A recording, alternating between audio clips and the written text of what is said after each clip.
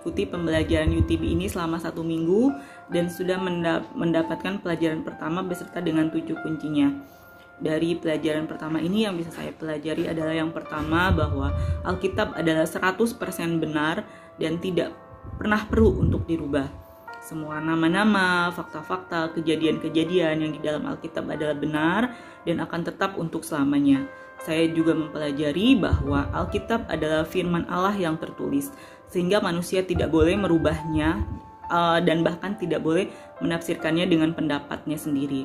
Firman-firman Allah ditafsirkan dengan menggunakan penjelasan dari firman-firman Allah yang lainnya, dan bahwa harus ada 2 atau 3 saksi ayat Alkitab untuk mengesahkan kebenaran Alkitab itu.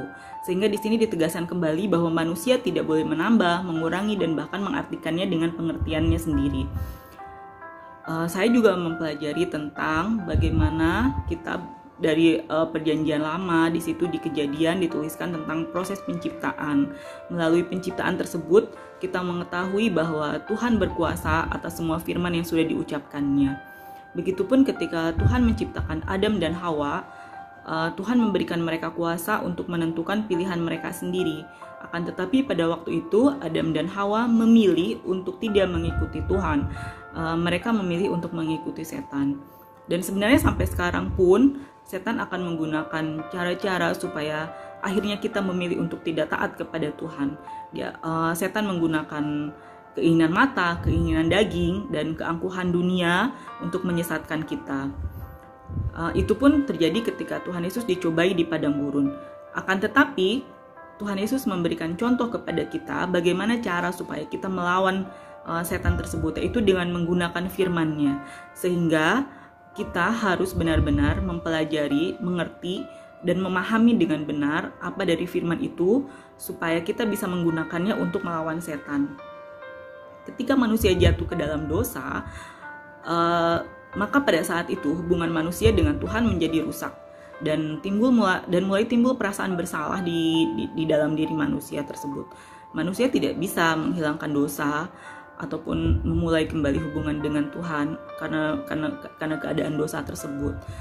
Manusia membutuhkan Tuhan, sehingga Tuhan yang bisa menghilangkan dosa dengan mensyaratkan penumpahan darah yang tidak berdosa untuk dosa manusia. Jadi apabila kita berbuat dosa, kita tidak boleh menyalahkan orang lain. Kita harus bertanggung jawab atas keputusan yang sudah kita buat sendiri, bertobat supaya mendapatkan pengampunan dari Tuhan. Dan kita juga harus memahami Alkitab dengan baik supaya kita bisa menggunakannya untuk melawan setan, dan akhirnya kita tahu kita harus memilih untuk apa, yaitu memilih untuk tetap mengikuti dan taat kepada Tuhan. Terima kasih, Tuhan Yesus memberkati. Sirat langit dan bumi, pujilah Tuhan, sebab Dia ciptakan semuanya. Shalom. Sejauh ini saya sudah mengikuti pelajaran UTB kurang lebih 1 minggu, dan pelajaran UTB yang saya terima dari pelajaran 1 sampai pelajaran 2 ini membuat saya semakin mengerti isi dari kebenaran Alkitab, terutama dalam pelajaran 2 ini mengenai dosa yang memisahkan manusia dari Tuhan, yaitu dosa hati, dimana kita bisa melihat dari kisah Kain dan Habel yang mereka mengajarkan mengenai prinsip yang amat penting dalam kepercayaan dan ketaatan kita di hadapan Tuhan. Karena hati yang tulus dan jujur di hadapan Tuhan, itulah yang menjadi persembahan yang menyenangkan hati Tuhan. Bisa kita lihat saat Kain dan Habel mempersembahkan korban persembahan mereka, hanya korban persembahan Habel sajalah yang diindahkan oleh Tuhan, dan hal ini membuat Kain menjadi panas hati sehingga terjadilah dosa.